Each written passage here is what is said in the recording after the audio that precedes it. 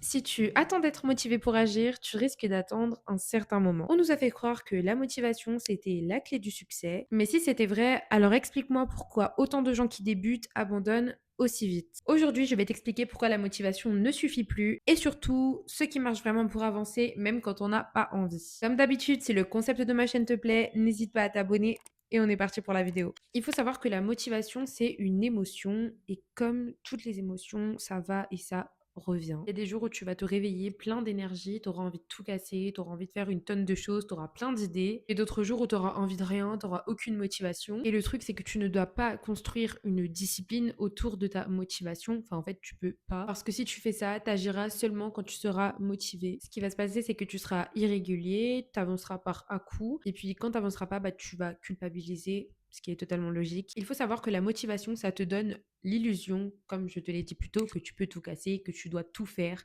que là maintenant tu es capable du meilleur. Mais malheureusement, c'est juste une illusion. En général, tu te dis, ok, quand je serai motivé, j'agirai. Mais en réalité, il faut que tu agisses complètement à l'inverse. Sache que tu trouveras la motivation à force d'agir. La motivation, ça précède pas l'action, ça vient après l'action en fait. Quand tu attends d'avoir envie, bah tu repousses, tu procrastines, ce qui est complètement normal. Tu te racontes des excuses à toi-même ou aux autres. Et le truc, c'est que plus tu repousses et plus ton cerveau va assimiler cette action comme quelque chose de chiant, que tu n'as pas envie de faire, quelque chose de négatif en fait. La discipline, c'est pas être dur avec soi, c'est que même quand on n'a pas envie, tu y vas. Et ça, c'est juste pour ton bien. Comme je le disais dans un de mes shorts, il faut que tu agisses même quand personne ne te regarde. Et surtout que tu continues même quand t'as pas envie en fait. Si un jour t'as pas envie de te lever et que tu es censé aller à la salle, et ben tu vas à la salle. Il faut pas que tu réfléchisses et que tu te poses des questions dans ta tête en te disant oh, et si j'y allais pas, est-ce que j'ai réellement besoin d'y aller? Oui, tu dois y aller, tu t'es dit que tu y allais, donc tu y vas. Les gens qui réussissent, ils sont pas plus motivés que toi, ils sont juste plus constants et plus disciplinés. Il faut que tu baisses ton niveau d'exigence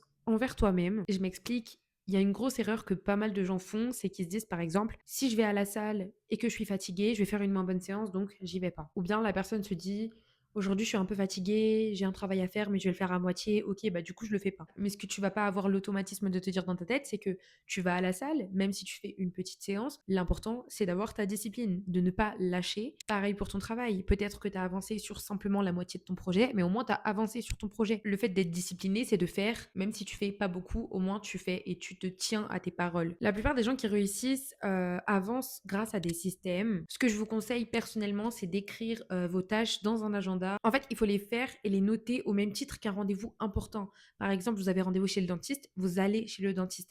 Et bien, c'est exactement pareil pour votre tâche. Par exemple, si vous êtes dit cette année, je vais à la salle de sport, vous notez dans votre agenda salle de sport et vous le notez chaque jour à telle heure et vous vous y tenez comme vous devriez vous en tenir pour un rendez-vous en fait, tout simplement. Lorsque tu as rendez-vous chez le dentiste, t'es pas en train de chercher 8000 excuses pour pas y aller, t'es pas en train de te dire et si j'y allais plus tard, ah, et si je repoussais mon rendez-vous? Non, non, non, parce que tu sais que ton rendez-vous chez le dentiste, tu vas mettre 2-3 mois avant d'en retrouver un si jamais tu en as besoin.